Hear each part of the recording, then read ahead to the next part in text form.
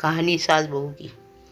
शादी को कुछ दिन हुआ था और आज काम वाली भी नहीं आई, इसलिए अदिति बर्तन धोने लगी। धोते धोते उसके हाथ से कांच का कप नीचे गिरकर टूट गया।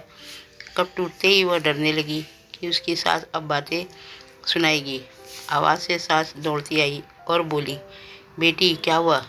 अदिति बोली, माँ पता नहीं ध्यान रखते हुए भी कैसे मेरे हाथ से कप नीचे गिरकर टूट गया।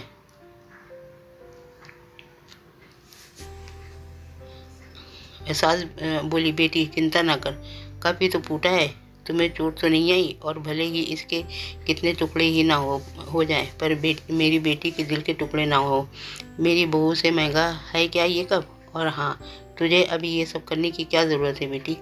मेहंदी भी नहीं उतरी है अभी तेरे हाथों से। अभी तुम मेरे बेटे के साथ ज़्यादा से ज़्यादा समय बिताओ और एक दूसरे को समझो। आप हमारे चैनल को लाइक करें, सब्सक्राइब करें। सास ने अपनी बेटी को बुलाया और कहा, ज्योति इधर आकर अपनी भाभी का ख्याल रखो, अभी इस घर में नई नई आई है। ज्योति ने कहा, हाँ माँ। सास फिर बहू से बोली, शुरू में तुम मुझे अपनी माँ ही समझना, मुझे भी तुम्हारा दिल जीतना है, सास बनकर नहीं माँ बनकर। देखते देखते अदिति की आंखों में खुशी के आंसू आ गए, छलछला गई उसकी आंखें और सास के पैरों में गिरकर बोली, मैंने एक माँ छोड़ी तो दूसरी माँ पाई, बल्कि आप मेरी माँ से भी ज़्यादा ममता मेरे लिए रखती हो। यदि घर में ये कब टूट जाता तो माँ भी दो बात कहे बिना नहीं रहती।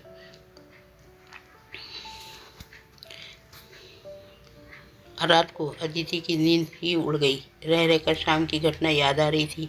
सास के बारे में उसकी जो सोच थी, उसकी विपरीत सास का व्यवहार पाया। उसका भी कसूर नहीं था ऐसा सोचना, क्योंकि उसने लोगों के मुंह से बुरी सास के बारे में ही सुना था।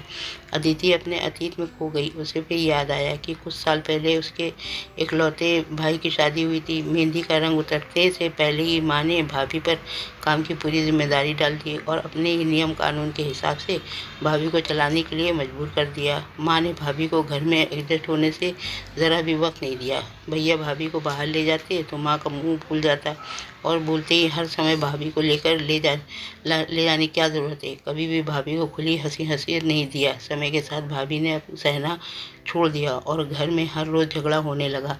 एक दिन भाभी के हाथ से कांच का गिलास नीचे गिरकर टूट गया। माँ चिल्लाने लगी कि कितनी कीमती गिलास टूट गया। किसी न किसी बात पर वह भाभी पर चिल्लाती। भाभी भी गुस्से से बोल देती कि माँ मैं तो बैठी खाती हूँ, आप तो खड़ी खड़ी खाती हो। जब से आई हूँ तब से रोज़ दो दो चार जली कटी ना सुना दो तब तक आपको चैन ही नहीं मिलता। कभी मेरे माँ को तो कभी मेरे बाप को, हमेशा मेरी मायके वाले को कोसती रहती हो। ऐसे ही माँ और भाभी एक दूसरे के साथ बहस करती रहती थी। अदिति ने घर के अलावा और भी कई जगह पर सास बहू के झगड़े सुनते सुनते डर गई थी, इसलिए शादी से कतराने लगी। माँ बाप के कारण ही उसे शादी करनी पड़ी और अनजान भय को लेकर ससुराल आ गई। पर आज की घटना से उसकी सोच बदल गई थी। एक सास और बहू जैसी नहीं होती। नींद ना आने की वजह से उसने सोचा कि चलो थोड़ी देर माँ से बात कर लूँ। माँ ने इतनी रात को उसे फ़ोन करते देख कहा, बेटी सब कुछ ठीक है ना? कहीं तुम्हारे पति से या सास से झगड़ा तो नहीं हो गया?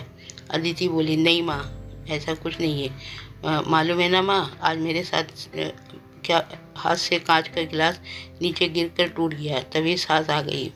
मेरे आगे बोलते ही मेरे सास ने बोलना शुरू कर दिया, बेटा फिर तेरे सास के चिल्लाने पर तूने अच्छा सा जवाब दे दिया ना?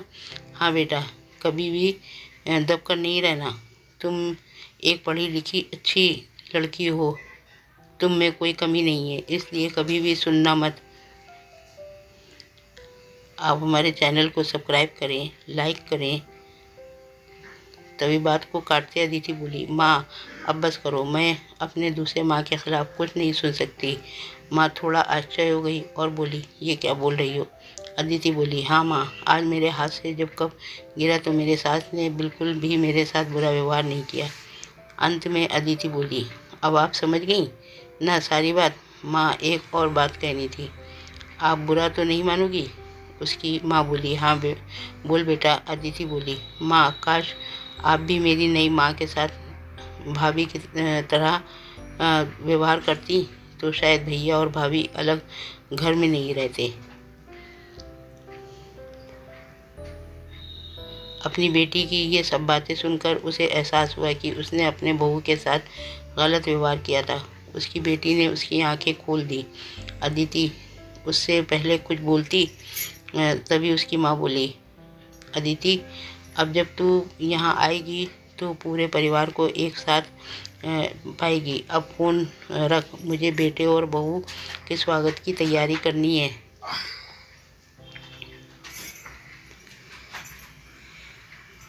शादी के बाद नई ज़िंदगी की शुरुआत में अगर आज सास समझदारी से काम नहीं लेती, अपनापन नहीं जताती तो शायद शुरुआत की नींव ही कमज़ोर होने से पूरी ज़िंदगी आपस में दरार पड़ जाती। कप को फूटने से कोई नहीं रोक सकता, लेकिन प्रेम को टूटने से तो हम रोक सकते हैं। कांच के टुकड़े हो जाएं, पर घर के टुकड़े ना होने दें। अपने घर में प्रेम का वातावरण बनाएं रखिए, एक दूसरे को समझें, एक दूसरे की इज्जत करें तो घर स्वर्ग बन जाएगा। घर नर्क से स्वर्ग में बदल सकता है यदि बहू सास को माँ मान ले और बहू सास बहू को बेटी मान ले। दृष्टि बदलने से सृष्टि बदल जाएगी और एक स्त्री चाहे तो घर को स्वर्ग बना सकती है और चाहे तो नर्क भी बना सकती है। आप हमारे चैनल को लाइक करें, सब्सक्राइब करें और बेल का बटन दबाएं, जिसमें हमारे और आगे आने वाली कहानियाँ आपको पहले मिल सकें।